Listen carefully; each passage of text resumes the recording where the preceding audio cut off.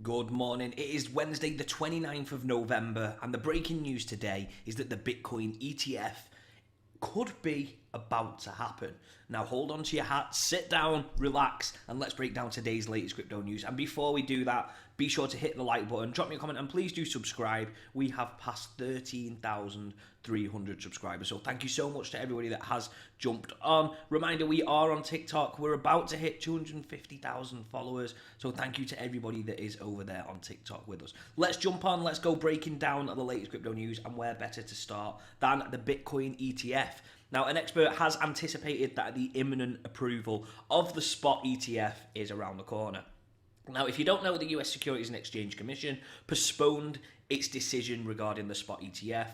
And you know what? There was a little bit of air of excitement. And I think there's been many things, in my opinion, that have happened that have probably poised this decision to happen relatively soon.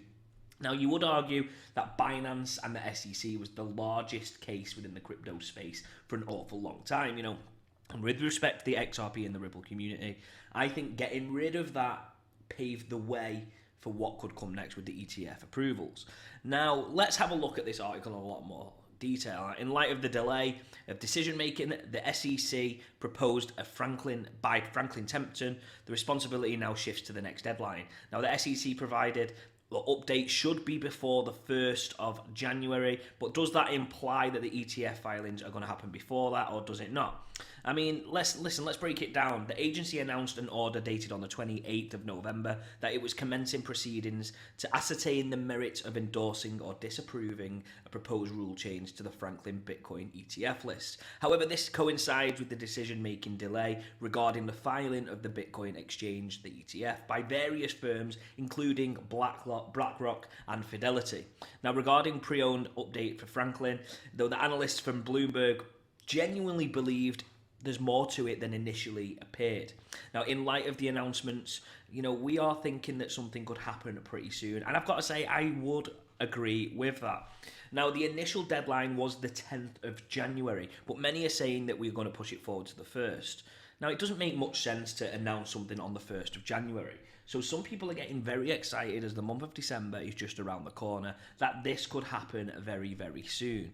According to Bloomberg, it's going to happen very, very soon. What do you guys think? For me, I would agree. I think we're probably going to hear something in the next week or two. Let's see what happens.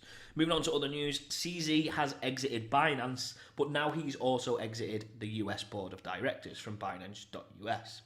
Now, regulators came out and they also claimed, or it's alleged, that he still had access to the back end of Binance.us. So yesterday he came out and walked away, and this is part of the settlement agreement. You will know that he's facing 18 months in jail in the US for various charges. He has not been allowed to leave the US as he was deemed a flight risk. And you know what? Things are probably not looking too great for CZ at the moment.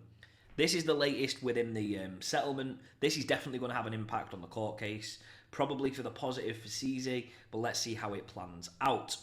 Now, Spanish citizens are obliged to declare foreign crypto holdings over 50,000 euros by the end of March 2024. This is an emphasis on the crackdown of what we are going to see across the entire of Europe. We know that MiCA regulations are coming into play probably middle of next year, and we're going to see different rules and laws around the way in which Europeans can use cryptocurrency. Clearly, Spain have preempted this, and they're saying by March of next year, you need to declare if you have more than 50,000 euros within crypto.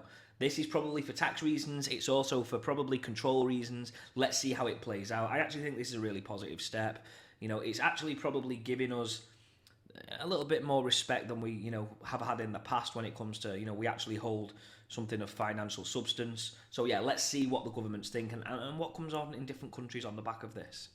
Now, Bybit allegedly are in big trouble if American investors use the platform to move funds to Coinbase. Now, the CFTC shall monitor transfers from Bybit to Coinbase to check whether the exchange broke any US laws involving American customers.